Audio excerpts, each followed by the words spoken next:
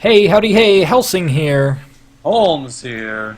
Welcome to the OverCast. The Ooh, it's been so long since we've done one of these. Hi. Partially because there hasn't been a lot to talk about, but there kind of has been a lot to talk about, but hasn't been very talk-worthy, I'd say.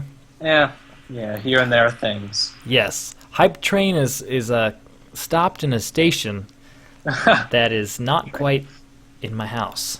So, but that's exciting. So there are some things to talk about. First of which, the biggest thing that's not news to anyone who's following anything Overwatch related anymore are these little guys. We have now gameplay previews for quite a few of the heroes currently. As of the recording of this video, Holmes, how many? Who do we have a gameplay preview for? All right, going down the list here, we have Soldier 76, Bastion, Zarya, Widowmaker, Winston, Pharah, Reinhardt, Torbjorn, Reaper, Symmetra, Tracer, McCree, Hanzo, Mercy, Zenyatta, and that completes it all. Now, are we even missing anybody at this point? I feel like probably not. That sounds like 11, everybody. and then how many heroes are There's there? like 14 or 15. Okay, so we are missing some. We're still missing a couple, but I mean, by the time you're watching this, they're all probably out, whoever you are, wherever you are. So that's that. They've been pretty cool. I've watched all of them and enjoyed them quite a bit. It's good to see it again because it's been since November that we've played. Sorry, recounting. Yeah, it looks like they're all there. Oh, so they're all. Sorry. Yeah. It's a good thing that we counted correctly. Yeah, those counting skills. Yeah. Come in handy. So it's nice to get, because they were releasing them kind of every couple of days, so it's almost like, ooh, I get a little bit of Overwatch, like I was watching them while I was eating lunch or stuff like that. So yeah, it's cool to see some stuff. Obviously, a lot of the things are still changing, like Bastion's ult has changed, but yeah, that's probably still going to change again. All right, so with balancing issues and all that. Yeah, definitely. So, along with these things, as you can see in the background, we've been showing Soldier 76. So they announced this new hero, along with some pretty interesting things. They did this really cool kind of lore piece by Atlas News called "Fading Glory" on the trial of Jack Morrison, which is essentially you can go on the Overwatch. PlayOverwatch.com on their website. Go to the news section and you can read this little article, and it's basically kind of like a lore piece for like a newspaper article on Jack Morrison, who is the secret identity of Soldier 76. But I believe they released this before, like maybe in conjunction with announcing the hero, or like the day before. It came out they were very close. Yeah, I think the article or the date is 7-6, so July 6th. So probably around then. When did they announce him? Don't know. Some other time. Yeah. Could have been well, along with the announcement of Soldier 76, they also had a little origin story video that was. Here, I can bring it up, actually. It was kind of...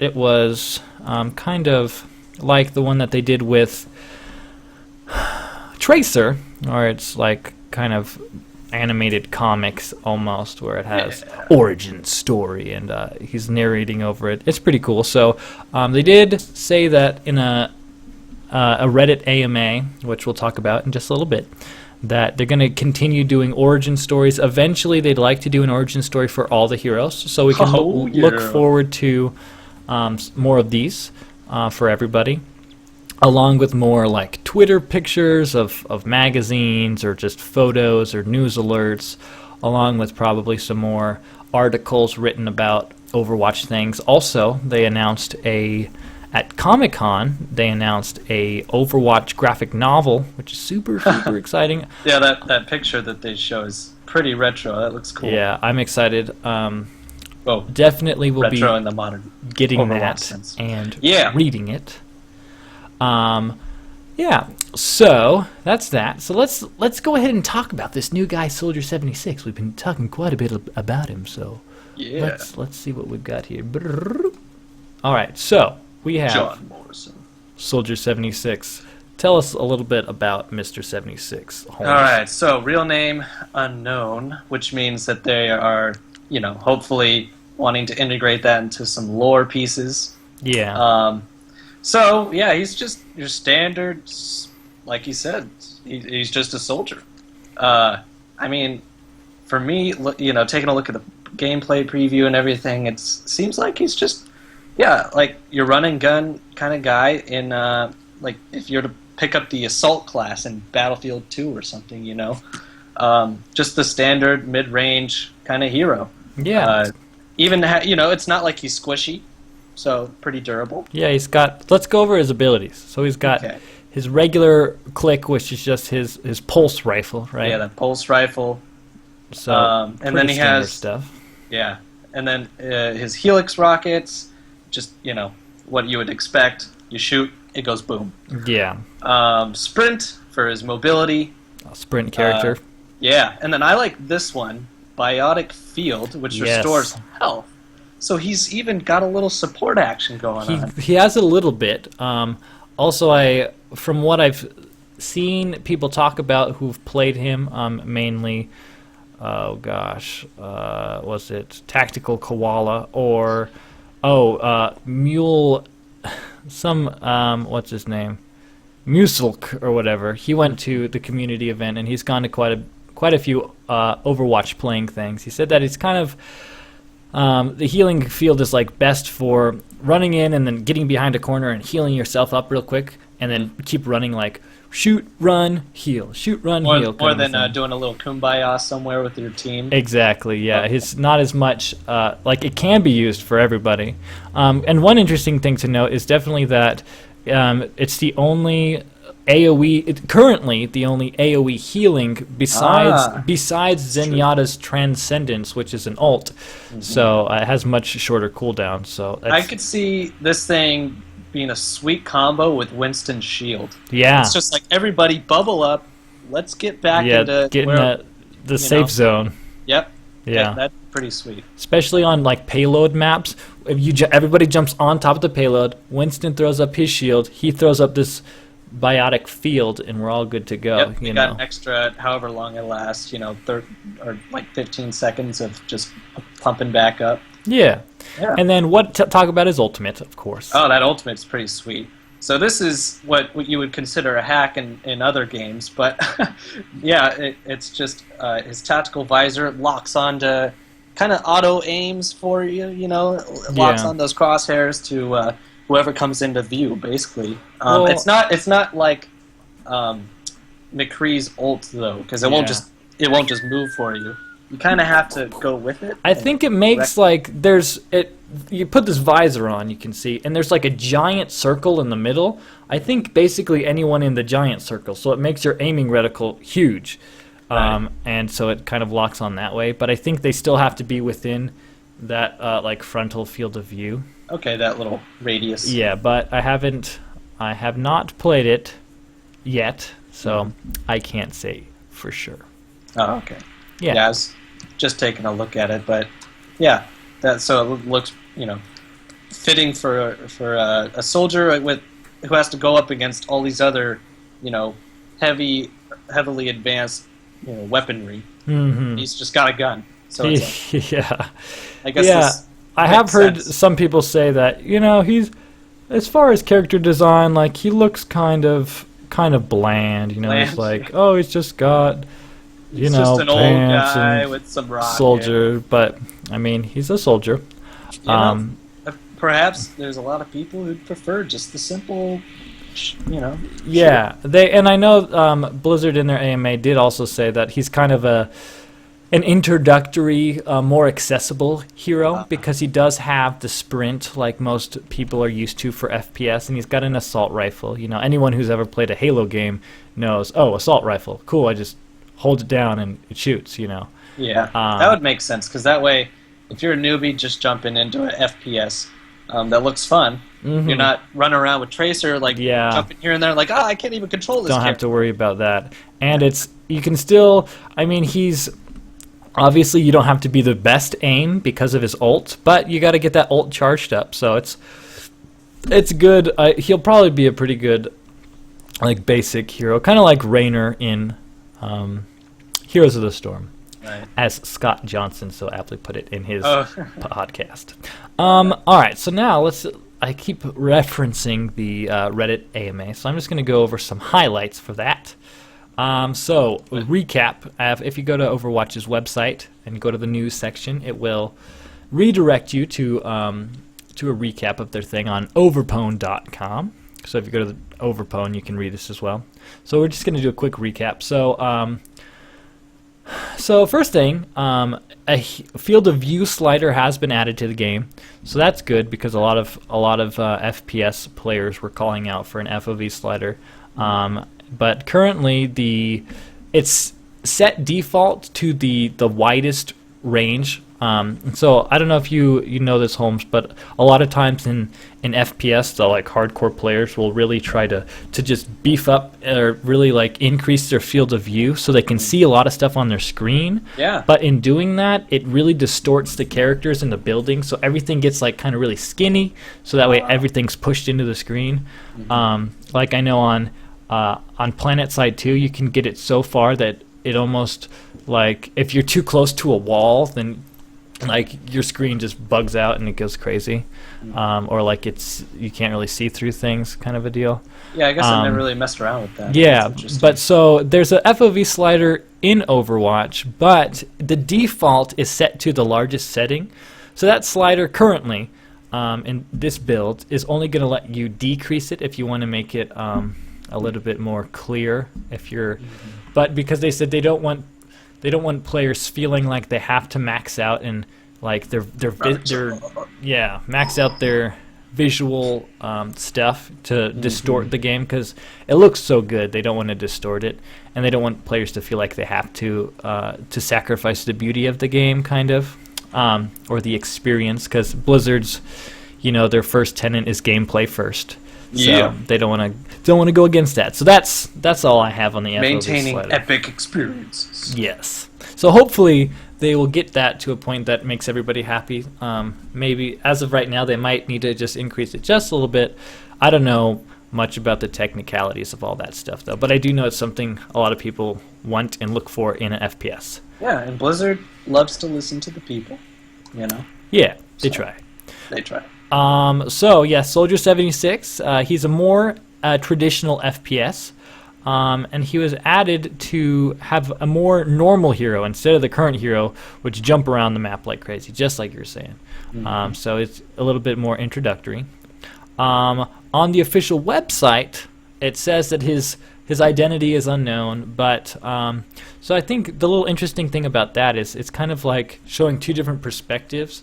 Like the official website would be maybe like a hero database or something if you lived in this time and you're like maybe in like in the cinematic preview, for example, how they're in that Overwatch museum and they're like, Doomfist Gauntlet, so this is maybe like if there was a plaque or like a exhibit for these heroes. These are kind of the bios that would be posted, and so that's from the official like government disclosed information, whereas like his origin story was from his perspective, so we know his name from that, but as according to like the rest of the world, the general population doesn't know who he is. Also, there is a rumor going around, I don't know if you've heard this, but the Fading Glory little article talks about a character named Gabriel Reyes, who was he was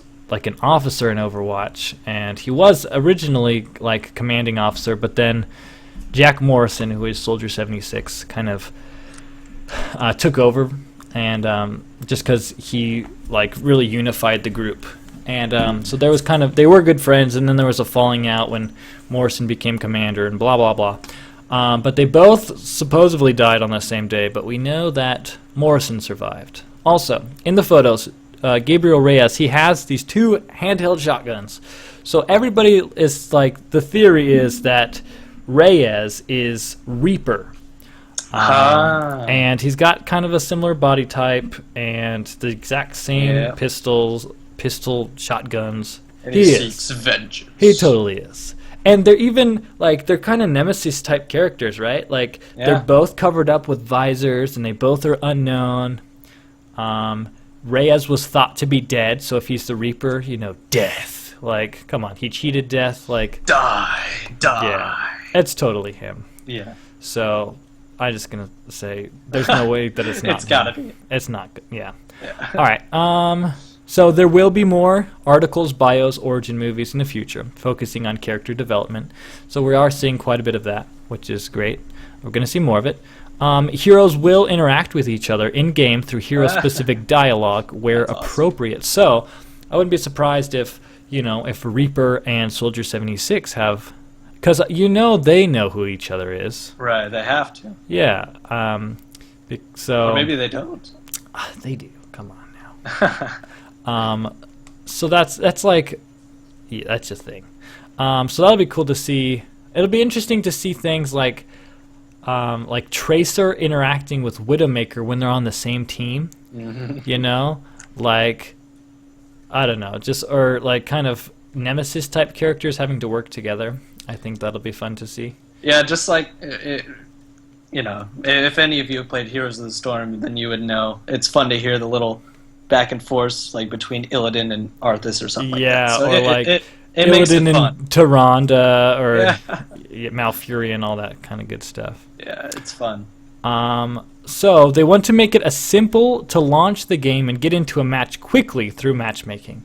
So they did say that they're going to be doing skill-based matchmaking, and they're going to try to aggressively backfill games if people leave, which is weird because, one, I feel like there's not going to be many leavers in the game. I mean, sure, it happens all the time, even in FPS, but they also said their average games are about 7 minutes long. So it's like, oh, you can bust one out. Yeah, and it's like 7 minutes? Why would you leave that quick? And I feel like a lot of times people leave in MOBAs, for example, or games that have huge lever problems, is because your team, you're like, there's a quarrel and people are typing away, and it's like, oh, I can't believe he's a total noob, and then somebody gets their feelings hurt and leaves, or they're like, oh, we're going to lose, and they leave. In 7 minutes, a game that's this fast-paced, you're not going to leave. Like, I mean, you could, but that's kind of waste time. Like, you might as well just stick through it, and then, because you're only stuck with these people for probably, 4 more minutes by the time you figure out you're going to lose. So, yeah, I don't think leaving is going to be a huge problem, but... No, not as much with this one, at least. Yeah. So there's that. Blah, blah, blah, blah, blah. Lessons learned about matchmaking from other Blizzard titles will have applied to Overwatch to make sure that it's, quote, great. So I think they'll probably use their score system. However, that is still sometimes a little bit ambiguous of, like, your end-of-game score, how it takes into account things like accuracy, healing done, healing received. Yeah, I remember when we played total life. It was hard to tell. Like, it was hard. How the heck did this guy get up top the charts? Or like play of the game. How's that decided? How's that, or how are points decided? I'm sure however it's decided, that will all be put into account when figuring out your matchmaking and like stuff like that. So I think that's cool. Yeah. And they are still experimenting with game modes. They want to ensure that they aren't too gimmicky and that they don't take away from gameplay focus on heroes. So I know one of the things is people want like a capture the flag, but they're saying, well, some heroes just would not be good at a capture the flag mode, and now it's about the game mode and not about the heroes and their abilities, kind of a thing, Yeah. So they said, I mean, they're still experimenting with stuff, but they're not going to do anything groundbreaking, come up with new. It'll take a lot of iterating and testing and seeing what people like. Really, what it's going to take is a beta test, Blizzard. So yes. So bring it. Speaking of beta tests, here's my theory, okay? So on the last real episode we had, not the Breaching Blizzard one that everybody loved so much, they we talked about how before the last Overwatch press event, or the last public Overwatch, not even public, but the one that people talked about, they've had other events that didn't get as much like publicity. But anyways, a lot of YouTubers and press people went to Blizzard. We tried to go. Blah blah blah. Blizz Pro put out an article that like in the year or two before that, they got invited to a similar event for Hearthstone. Then Hearthstone was announced, and within 6 weeks, beta was there. So we did on Reddit, a YouTuber named Tactical Koala. I don't know if you're familiar with him. We'll link his page in the description below because he's awesome. But that name alone is just like, that's pretty sweet. Yeah. So he announced that he said he's invited to play Overwatch at Blizzard in a few weeks. So he posted that maybe last week or the week before. So I'm going to say, okay, I'm going to make a prediction on when I think closed beta will begin. Okay, so let's say 3 weeks from now. And then after that, 6 weeks from that. So that'll put us around September, and I think it's probably going to be on a Tuesday because Blizzard puts things out on Tuesdays. So my guess is closed beta is going to start September 15th. That's what I think, just because of all those things. It's pretty polished. It looks ready, you know. And I was thinking we're not going to get to play it until BlizzCon or like after BlizzCon. I mean, obviously we will play it at BlizzCon, but I wasn't thinking we would get beta until afterwards. Yeah. I think that they'll release beta earlier, in September for a couple reasons. One, is September technically fall, or is that still summer? September is summer, I believe. Is it? Well, I could be. Tell you. I could be wrong. If it is fall, it's like the very beginning. So yeah. Probably not, but I'm just going to say I'm hoping for September because you could call it fall. But anyways...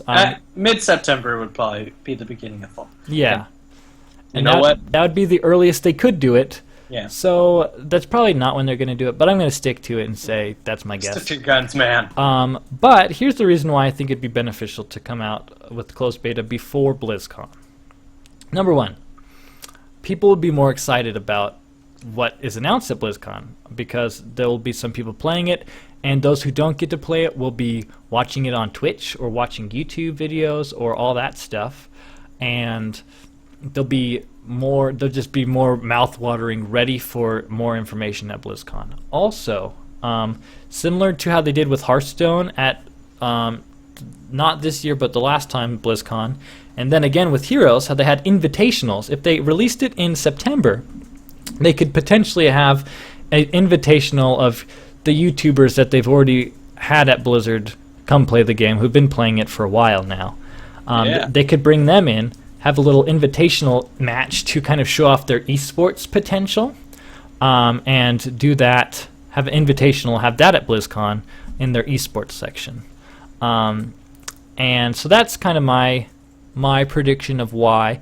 Also, I thought, like, well, I don't know if Blizzard's all about like having beta go on while they're doing BlizzCon, but it happened. Yeah. Warlords of Draenor was just coming out of beta during BlizzCon this past year. It's true. And in 2011, Diablo 3 was currently in beta. I remember I was waiting in line to get into BlizzCon, and people were like, yeah, I was playing the Diablo 3 beta, and blah, blah, blah. And I was like, oh, you jerks, I want to play. You jerks. So I'm going to say that it's probably going to be September 15th or as early fall as possible. Hope for the best. September 15th. Yeah. Expect it's not coming out till December. Expect post BlizzCon. Yeah, I was thinking, well, technically, I think what's the first day of winter, like December 21st? So they have until like December 19th to be considered fall. So they could just say, December 20th, we got it in fall, you know? They'd be punks. Yeah, closed beta to a very select few, you know? Everyone else will get to try it in June 2016. Like, no, please. Yeah, so that's my prediction. That's beta. It might not happen, but if it does, I'll be happy about it. Yeah, man. So that's that. We are still doing this whole Overcast thing. Still here. We're still here. Don't leave us. We haven't forgotten about this game. That's pretty much all that we have to talk about. Do you have anything else to say, Holmes? Watch the gameplay previews. Read up on all the cool new news stuff and all the lore that's coming out. It's pretty sweet. Yeah, I would say if you want to be the first, like if you want to find out about stuff as quickly as possible, they seem to be announcing most of their things via Twitter. So if you don't have Twitter, I'd say get on it and just follow at Play Overwatch. That's where they announce a lot of their stuff. I see a lot of stuff on Facebook as well. That's where their their social media site. Yeah. And all the cool little hint pictures and stuff. Yeah. So. They like their social media announcements. Yes. So that's going to be it for our show. Holmes, where can they find you? You can find me on Twitter or even by email, holmes@gmail.com. And then, yeah. Cool. So is your Twitter just at Holmes? And I believe so, yeah. Okay. But also on Twitch. But I haven't really been doing anything on Twitch. Yeah, I haven't been streaming lately either. Yeah, it's been a dry spell there, but hopefully I can get back into that one of these days. Yes, definitely. Yes. You can find me on Twitter at Gabriel Hager. Also, if you have any questions, comments, or concerns about our show, you can send us an email to the Overcast inbox at gmail.com. Again, that is the Overcast inbox at gmail.com. That's going to do it for me, for Holmes. Yeah. And actually, ahead. I always have these thoughts that come into my head. My Twitter is actually at Bag07, BAGG07. Yeah, there you go. They're going to look up at Holmes, and it's going to be Sherlock Holmes. So yeah, probably. No bueno. All right. As always. Yeah! That was awesome! That was awesome. All right. Thanks for watching, everyone. Bye. Thank you. Bum, bum, bum, bum, bum.